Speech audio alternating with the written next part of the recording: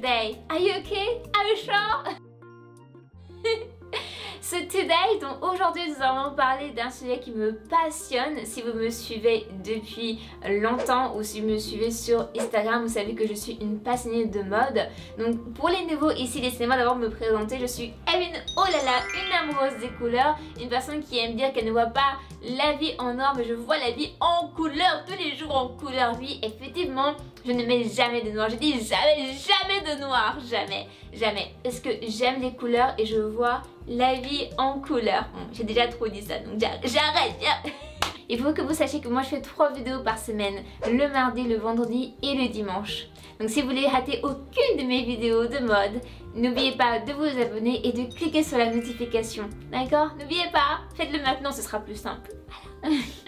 Donc aujourd'hui, qu'est-ce qu'on va voir? C'est l'histoire de la mode. Donc comme je te l'ai annoncé sur Instagram, je vais faire une nouvelle playlist de l'histoire de la mode. On va parler de qui a fait quoi, qui a créé quoi. D'accord? Es-tu prête? Es-tu prête? On commence? Commençons. Donc à des fois je vais dans la rue et je me pose des questions vraiment fondamentales pour moi. Par exemple, qui a créé le téléphone, qui a créé la machine à laver ou des choses, voilà, des choses qu'on utilise dans la vie courante. Mais je me pose aussi cette question pour les vêtements. Et je me dis, mais qui a créé le pantalon en fait? Mais qui est la première personne qui a créé la robe? Tu sais toi?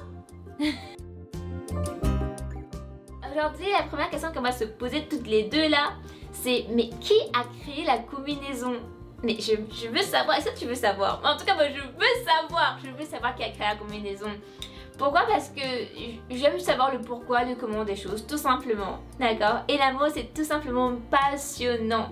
Donc nous allons découvrir, toi et moi, d'une façon très simple et ludique, qui a créé quoi. D'accord? Je veux me déplacer, comme ça je pourrais te montrer les images à côté. Donc on va commencer à parler de qui a créé la combinaison. Donc la combinaison, attention, ce qui est différent de la salopette, d'accord? En mode, ces deux articles sont des articles qui sont complètement différents. Donc on a la salopette, on a la salopette et on a la combinaison. Donc il y a vraiment une légère différence entre ces deux articles. C'est quoi? C'est le bouton en fait au niveau des... Au niveau du haut, donc la salopette a un bouton, a 2 boutons ici, la combinaison on n'en a pas. Bon après dans certaines combinaisons maintenant il y a des boutons, bref, on va pas rentrer dans le sujet. Ernesto Michael qui a créé la combinaison dans les années 1919. Donc c'était qui? Donc c'était lui, et c'est lui, et c'est encore lui. Donc ça c'est Ernesto qui avait le pseudonyme de Taya. Donc on va l'appeler Taya durant toute cette vidéo, d'accord? Taya qui a décidé de créer la tuta. Donc le tuta qui était le nom qu'on utilisait pour parler de la combinaison qui est juste là. Donc vous voyez au départ quand il a créé ça c'était quelque chose de très simple. Donc c'était grand, c'était très humble, simple, sans forme. Pas très élégant et pas très chic, mais il avait créé ça pour la bourgeoisie de l'époque. Malheureusement, on s'est moqué de lui, on a dit toi là, est-ce que nous on va porter ça? Est-ce que tu nous vois même? Tu nous as vu? Donc ils n'ont pas réagi comme ça, d'accord? C'est moi qui traduis ça à ma façon. Donc ils n'ont pas du tout apprécié son style, ils ont dit non. En tout cas ceux qui ont porté ce vêtement, ce sont les aviateurs, les parachuteurs de voitures de course. C'est ça, il n'y avait aucune femme qui mettait des combinaisons, d'accord? Et c'est les hommes et que les hommes. Ce que j'aime avec la mode, c'est que une chose peut être transformée. Qu'est-ce que je veux dire par là? Quelque chose que les gens ne considéraient comme c'était, oh, c'est pas cool, c'est pas très intéressant. Une personne peut juste venir et retourner toute la chose. Et c'est justement ce qui s'est passé avec Elsa Schiaparelli. C'est qui Elsa Schiaparelli? Mais c'était la grande rivale de Coco Chanel dans les années 30. Oui, elle se battait comme ça, se fightait, ne s'aimait pas. Bon, je ne sais pas si je vous dis, c'est moi qui traduis. Je ne sais pas si elle se fightait, mais en tout cas, je sais que il y avait une concurrence extraordinaire entre elles. C'était la guerre. C'était une guerre invisible, une guerre qui se sentait quoi. Donc c'était vraiment, il y avait une très grande concurrence. Elsa Schiaparelli s'est dit, moi je veux restyliser ça, je veux le rendre fashion. Elle a justement pris ça, qui était simple, basique, pour le transformer en quelque chose vraiment d'extraordinaire, qui sort de l'ordinaire, quelque chose de tapant. Elle a tellement réussi son coup, elle a tellement osé qu'elle a été applaudie par les gens de la mode. Et les gens ont trouvé ça vraiment révolutionnaire à l'époque. Ils disaient wow, Elsa, qu'est-ce que tu as fait? Tu as fait quelque chose de trop beau là. Tu as fait quelque chose de magnifique. Et le style de Elsa sortait de l'ordinaire avec des couleurs, c'était de l'élégance.